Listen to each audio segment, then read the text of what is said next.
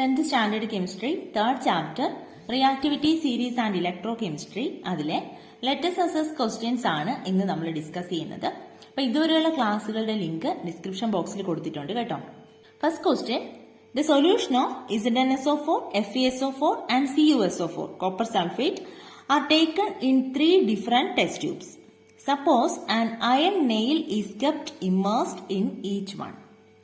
അപ്പോൾ 3 ടെസ്റ്റ് ട്യൂബിൽ 3 സൊല്യൂഷൻസ് എടുത്തിട്ടുണ്ട്. ഒന്നില് ZnSO4 എടുത്തിട്ടുണ്ട്, സിങ്ക് സൾഫേറ്റ്, FeSO4 എടുത്തിട്ടുണ്ട്, ദെൻ CuSO4 എടുത്തിട്ടുണ്ട്. അതിനകത്തേക്ക് ഒരു അയൺ നെയിൽ ഇരുമ്പാണി ഇമ്മേഴ്സ് ചെയ്ത് വെച്ചിട്ടുണ്ട്, ഡിപ്പ് ചെയ്ത് വെച്ചിട്ടുണ്ട്.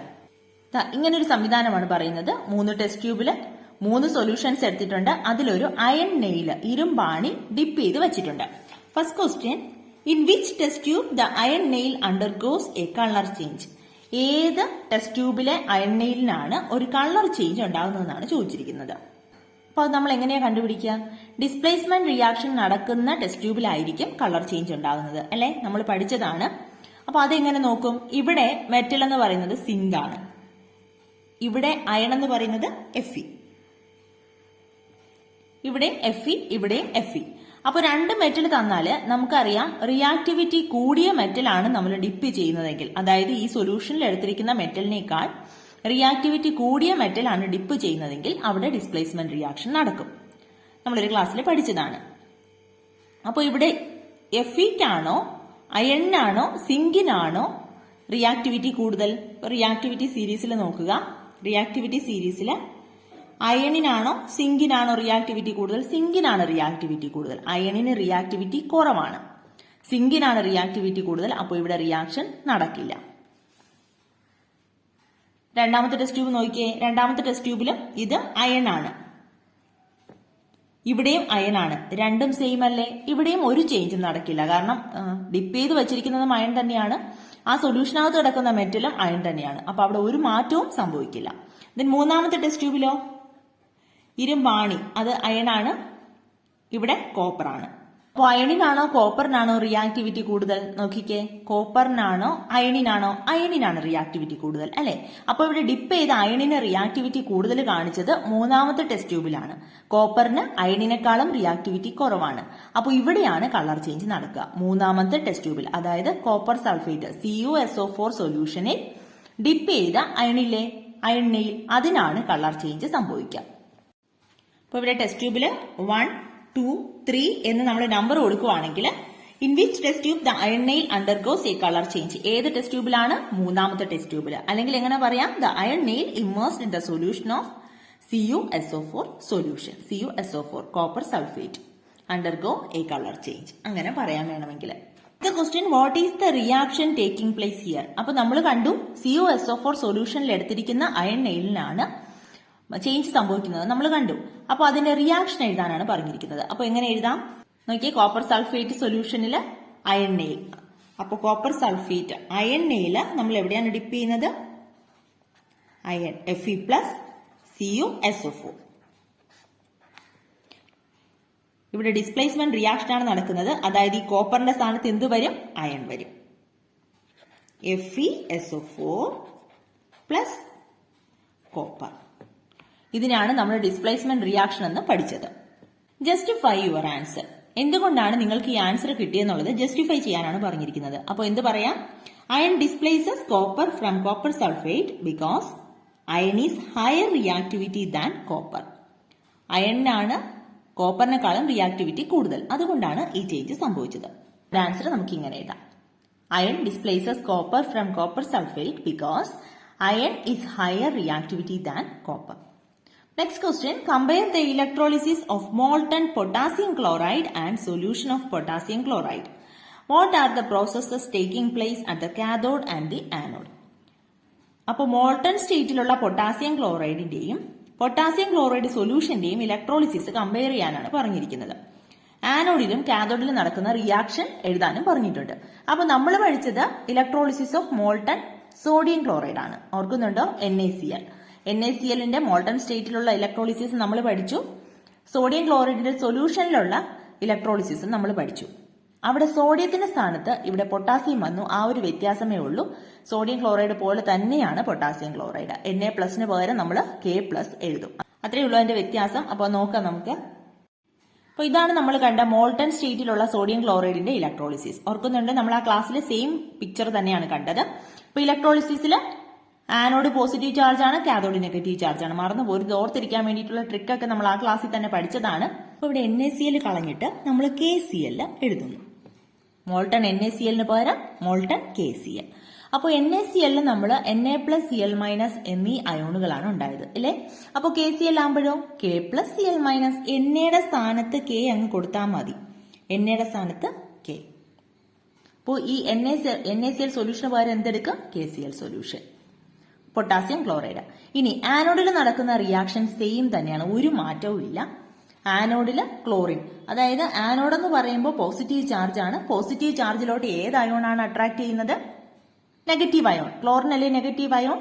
അപ്പോൾ അത് അട്രാക്ട് ചെയ്യും. ആനോഡിൽ നടക്കുന്ന റിയാക്ഷൻ ഓക്സിഡേഷൻ റിയാക്ഷൻ ആണ്. അവിടെ 2 ഇലക്ട്രോൺസ് വിട്ടുകൊടുത്തുകൊണ്ട് ക്ലോറിൻ ഗ്യാസ് ആയിട്ട് മാറും. അപ്പോൾ ആനോഡിൽ നമുക്ക് കിട്ടുന്ന പ്രോഡക്റ്റ് എന്ന് പറയുന്നത് ക്ലോറിൻ ഗ്യാസ്. ഇനി കാഥോഡിലാണെങ്കിലോ കാഥോഡ് നെഗറ്റീവ് ചാർജ് ആണ്. അതിലേക്ക് പോസിറ്റീവ് അയോൺസ് ആണ് അട്രാക്ട് ചെയ്യുന്നത്. അതായത് ഇവിടെ നമ്മൾ NaCl പഠിച്ചപ്പോൾ Na+ പോയി അട്രാക്ട് ചെയ്യും. KCl ആണെങ്കിൽ K+ പോയി അട്രാക്ട് ചെയ്യും. അപ്പോൾ ഇവിടെ Na++ 1 ഇലക്ട്രോൺ ഗീവ്സ് എന്നയുടെ സ്ഥാനത്ത് നമുക്ക് എന്ത് കിട്ടും? K++ 1 electron gives K. Potassium ഒരു ഇലക്ട്രോണിനെ അക്സെപ്റ്റ് ചെയ്തുകൊണ്ട് പൊട്ടാസ്യമായിട്ട് മാറും. കാഥോഡിൽ നടക്കുന്ന റിയാക്ഷൻ എന്തായിരുന്നു? റിഡക്ഷൻ. ആനോഡിലാണെങ്കിലോ ഓക്സിഡേഷൻ. ഇതാണ് നമ്മൾ വിശദമായിട്ട് പഠിച്ചത്. ഇനി എക്സാമിന് ചോദിക്കുമ്പോൾ നമുക്ക് ആനോഡിലും കാഥോഡിലെയും റിയാക്ഷൻസ് മാത്രം എഴുതിയാൽ മതിയെങ്കിൽ ഇങ്ങനെ വരച്ച് നോക്കണമെന്നൊന്നുമില്ല. വരച്ചു നോക്കി കണ്ടുപിടിക്കണം എന്നുള്ളവർക്ക് വരച്ചു നോക്കി കണ്ടുപിടിക്കാം കേട്ടോ. അങ്ങനെ എളുപ്പത്തിൽ ചെയ്യണം എന്നുള്ളത്. പക്ഷെ അതിനേക്കാളും എളുപ്പത്തിൽ നമുക്ക് ചെയ്യാൻ സാധിക്കും. ആനോഡും കാഥോഡും റിയാക്ഷൻ മാത്രമാണ് ചോദിക്കുന്നതെങ്കിൽ നോക്കിയേ, മോൾട്ടൺ KCl ആണ് ചോദിച്ചിരിക്കുന്നത്. KCl നമുക്ക് ഏതൊക്കെ അയോണുകളായിട്ട് മാറ്റാം? K+Cl-. K+Cl-. ഇനി നമുക്ക് എഴുതേണ്ടത് ആനോഡിലെ റിയാക്ഷനും കാഥോഡിലെ റിയാക്ഷനുമാണ്. ശ്രദ്ധിച്ചോണേ, നമ്മൾ ഇതെല്ലാം മാറ്റി KClന്റെ മോൾട്ടൺ സ്റ്റേറ്റിലുള്ള ഇലക്ട്രോളിസിസ് എഴുതാൻ പറഞ്ഞാൽ ചിത്രമൊന്നും വരയ്ക്കാതെ തന്നെ, നമുക്ക് ഈ പിക്ചറൊന്നും വരയ്ക്കാതെ തന്നെ നമുക്ക് എഴുതാൻ വേണ്ടിയിട്ട് പറ്റും. നോക്കിയാൽ KCl അയോണുകളായിട്ട് മാറുന്നത് K+ഉം Cl-ഉം. ആനോഡിലെയും കാഥോഡിലെയും റിയാക്ഷനാണ് നമുക്ക് എഴുതേണ്ടത്. ഇലക്ട്രോളിസിസിന്റെ കേസിൽ ആനോഡിന് എന്ത് ചാർജാണ്? Positive charge. കാഥോഡിന് നെഗറ്റീവ് ചാർജ്. മറന്നു പോരുത്, ഏതെങ്കിലും ഒന്ന് ഓർത്തിരുന്നാൽ മതി. ഈ ഇലക്ട്രോളിസിസിൽ ആനോഡിന് പോസിറ്റീവ് ചാർജ് എന്നോ കാഥോഡിന് നെഗറ്റീവ് ചാർജ് എന്നോ ഏതെങ്കിലും ഒന്ന് ഓർത്തിരുന്നാൽ മതി, മറ്റേത് നമുക്ക് ഓർക്കാം. ഇനി ഇത് രണ്ടും അറിയാമെങ്കിൽ നമുക്ക് ഗാൽവനിക് സെല്ലിൽ ഇതിന്റെ നേരെ ഓപ്പോസിറ്റ് ആണ്. അവിടെ ആനോഡിന് നെഗറ്റീവ് ചാർജ് ആണ്, കാഥോഡിന് പോസിറ്റീവ് ചാർജ് ആണ്. അപ്പോൾ ഏതെങ്കിലും ഒരെണ്ണം ഓർത്തിരുന്നാൽ മതി, മറ്റേ നമുക്ക് തന്നെ ഓർത്തോളൂ. ഈ ആനോഡ് പോസിറ്റീവ് ചാർജ് ആണെങ്കിൽ ഈ അയോൺസിൽ ഏത് അയോൺ ആണ് ഇങ്ങോട്ട് അട്രാക്ട് ചെയ്യുന്നത്? നെഗറ്റീവ് ചാർജുള്ള അയോൺ അല്ലേ? അപ്പൊ ക്ലോറിൻ ഇവിടെ അട്രാക്ട് ചെയ്യും, ക്ലോറിൻ. ഇനി ആനോഡിൽ നടക്കുന്ന റിയാക്ഷൻ എന്താ? ഓക്സിഡേഷൻ. അതായത് ക്ലോറിൻ ഇലക്ട്രോണിനെ വിട്ടുകൊടുത്ത് ക്ലോറിനായിട്ട് മാറും.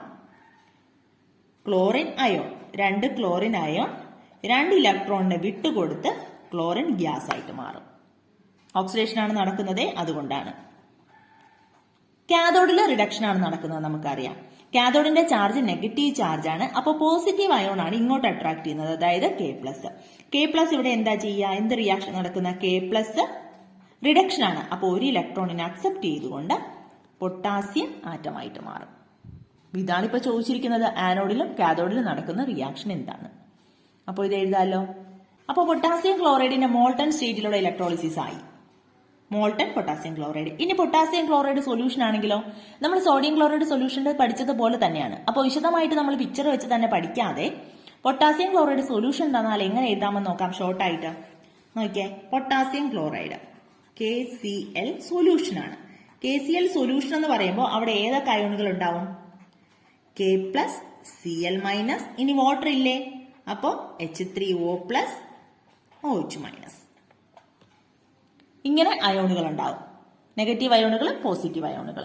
ഇതിൽ നമുക്ക് എഴുതേണ്ടത് ഏതൊക്കെയാണ്? ആനോഡിലെ റിയാക്ഷൻ എഴുതണം, കാഥോഡിലെ റിയാക്ഷൻ എഴുതണം.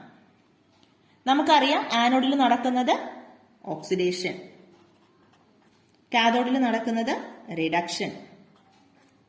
അതെല്ലായിടത്തും ഒരുപോലെയാണ്, ഒരു മാറ്റവും ഇല്ല. ഇനി ഇലക്ട്രോളിസിസ് നടക്കുമ്പോൾ ആനോഡിൽ എന്ത് ചാർജാണ്? Positive charge. മറന്നു പോകരുത്, പോസിറ്റീവ് ചാർജ്. കാഥോഡിൽ നെഗറ്റീവ് ചാർജ്. ഇത്രയും എഴുതി വെക്കാം. ആനോഡിൽ പോസിറ്റീവ് ചാർജ് ആണെങ്കിൽ ഈ അയോൺസിലെ നെഗറ്റീവ് ചാർജുള്ള അയോൺസ് ഇങ്ങോട്ട് അട്രാക്ട് ചെയ്യും. ഓപ്പോസിറ്റ് ചാർജ് അല്ലേ അട്രാക്ട് ചെയ്യുന്നത്? നമ്മുടെ അവിടെ ഇലക്ട്രോഡിൽ അട്രാക്ട് ചെയ്യുന്ന കാര്യം പറഞ്ഞു. അത് വിശദമായിട്ട് പിക്ചർ ബേസ് ചെയ്ത് ചോദിക്കുകയാണെങ്കിൽ നമ്മൾ പിക്ചർ വരച്ച് തന്നെ ചെയ്യണം. ആനോഡിലെയും കാഥോഡിലെയും റിയാക്ഷൻ മാത്രം എഴുതിയാൽ മതിയെങ്കിൽ നമുക്ക് അതിന് സമയം കളയേണ്ട ആവശ്യമില്ല. ഇങ്ങനെ എളുപ്പ വഴിയിൽ ചെയ്യാം. അപ്പോൾ ഇവിടെ അയോൺസ് എഴുതി വെക്കുക. ആനോഡ് പോസിറ്റീവ് ആണ്. പോസിറ്റീവിലേക്ക് വരുവാണെങ്കിൽ ഏതൊക്കെ വരും? ക്ലോറിനും വരും, OH മൈനസും വരും. നെഗറ്റീവ് ചാർജുള്ള അയോൺ ആണ് ക്ലോറിനും OH മൈനസും. അപ്പൊ ഇത് രണ്ടുമായിരിക്കും ഈ ആനോഡിലേക്ക് വരുന്നത് അല്ലെ. പക്ഷെ ആനോഡില് ഓക്സിഡേഷൻ റിയാക്ഷൻ നടക്കുന്ന ഏതാണ്? നമ്മൾ അന്ന് പഠിച്ചല്ലോ, NaCl കേസിൽ പഠിച്ചല്ലോ.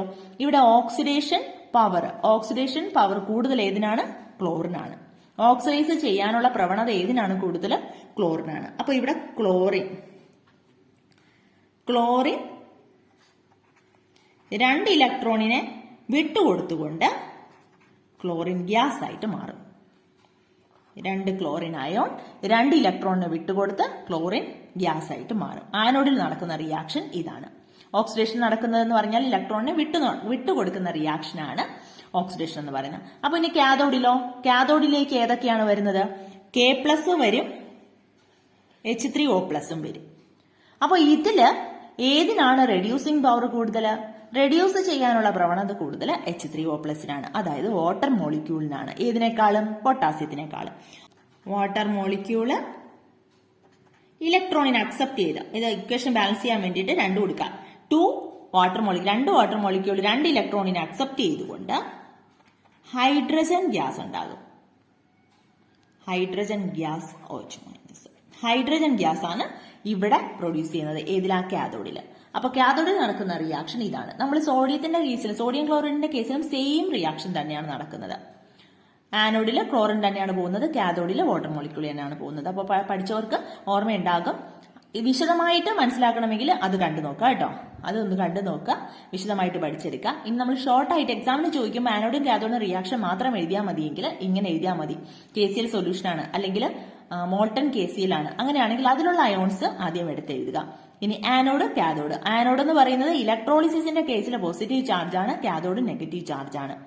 ആനോഡിൽ നടക്കുന്നത് നമുക്കറിയാം, ഇലക്ട്രോണിനെ അങ്ങ് വിട്ടുകൊടുക്കും, ഓക്സിഡേഷൻ റിയാക്ഷൻ ആണ്. കാഥോഡിൽ ഇലക്ട്രോണിനെ അക്സെപ്റ്റ് ചെയ്യും, റിഡക്ഷൻ റിയാക്ഷൻ ആണ്. അപ്പൊ ഈ ആനോഡിൽ വരുന്നത് പോസിറ്റീവ് ചാർജ് ആയതുകൊണ്ട് നെഗറ്റീവ് ഇലക്ട്രോൺസ് ആണ്, നെഗറ്റീവ് അയോണുകളാണ് ഇതിനകത്തേക്ക് അട്രാക്ട് ചെയ്ത് വരുന്നത്. ഓപ്പോസിറ്റ് ചാർജ് ആണ് അട്രാക്ട് ചെയ്യുന്നത്. അപ്പൊ അങ്ങനെ വരും. അതിൽ ക്ലോറിനും OH- വരുമ്പോൾ എപ്പോഴും ഓർത്തിരിക്കുക, ക്ലോറിനാണ് ഓക്സിഡൈസിങ് പവർ കൂടുതൽ OH- അപ്പോൾ അതിൽ നടക്കുന്ന റിയാക്ഷൻ എഴുതുക.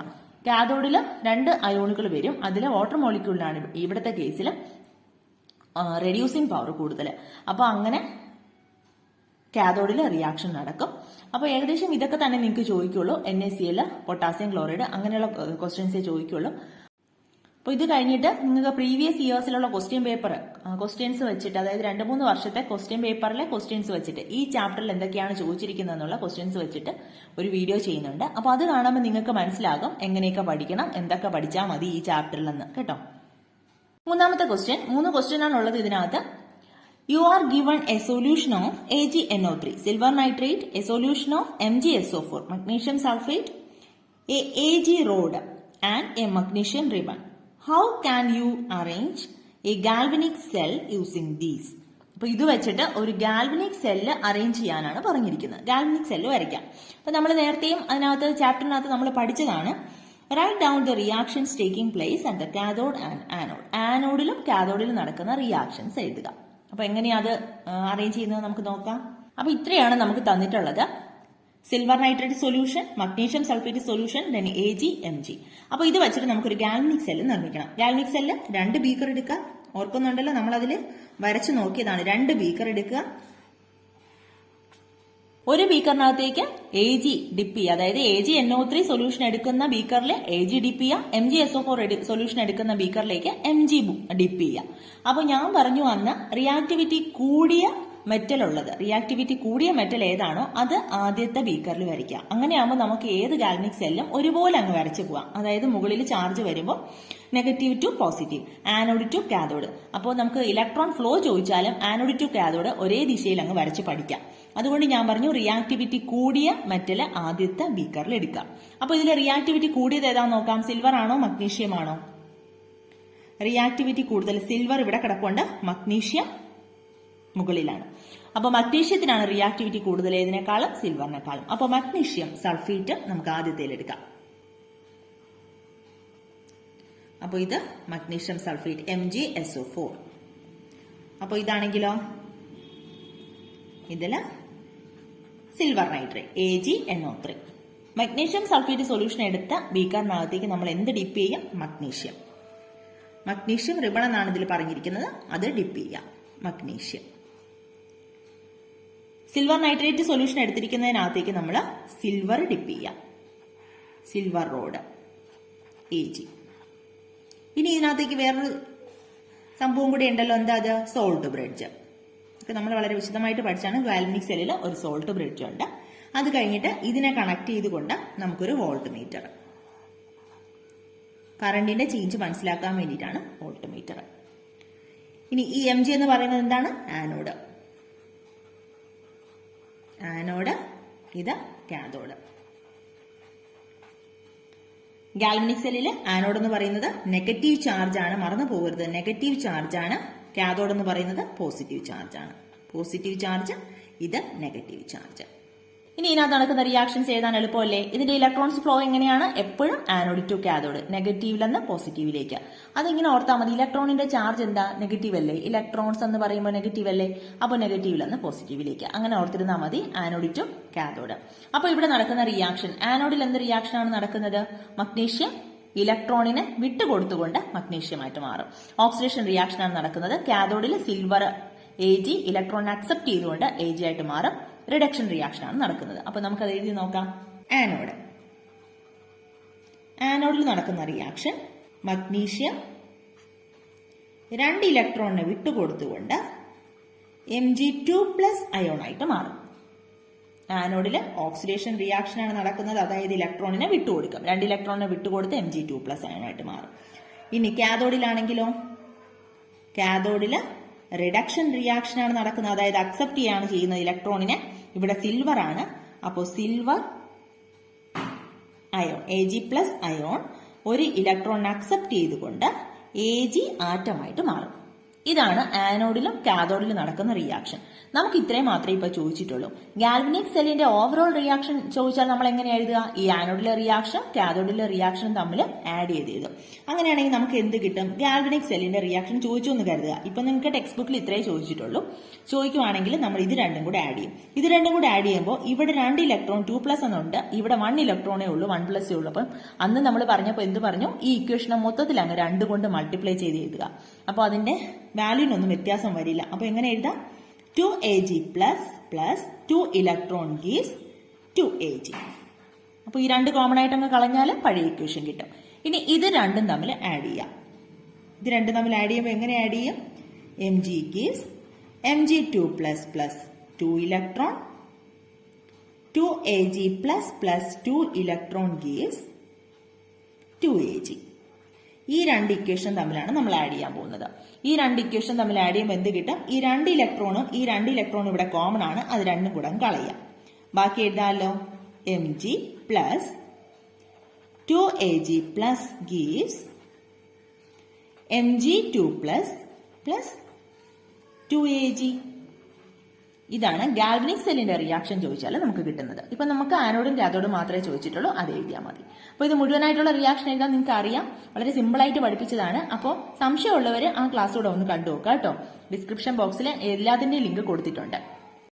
അപ്പൊ കഴിഞ്ഞ 2-3 SSLC എക്സാമിന്റെ ക്വസ്റ്റ്യൻസ്, കഴിഞ്ഞ 2-3 വർഷങ്ങളിലെ SSLC എക്സാമിന്റെ ക്വസ്റ്റ്യൻസിന് എന്തൊക്കെയാണ് ഈ ചാപ്റ്ററിൽ നിന്ന് ചോദിച്ചിരിക്കുന്നതെന്നുള്ള ഒരു വീഡിയോ ആണ് അടുത്ത് നമ്മൾ കാണാൻ പോകുന്നത്. അപ്പോൾ അതിനകത്ത് ഇതിൽ നിന്ന് എന്തൊക്കെയാണ് നിങ്ങൾക്ക് ചോദിച്ചിരിക്കുന്നതെന്ന് വ്യക്തമായിട്ട് മനസ്സിലാക്കാൻ സാധിക്കും, എങ്ങനെയാണ് ആൻസർ ചെയ്യേണ്ടതെന്ന് മനസ്സിലാക്കാൻ സാധിക്കും. വളരെ സിമ്പിളാണ്, പക്ഷെ കഴിഞ്ഞ വർഷം കുറച്ച് ക്വസ്റ്റ്യൻസ് ചോദിച്ചിട്ടുണ്ട്. അപ്പോൾ നമുക്കത് അടുത്ത ക്ലാസ്സിൽ ഡിസ്കസ് ചെയ്യാം. അപ്പോൾ അടുത്ത ക്ലാസ്സിൽ കാണാം. താങ്ക്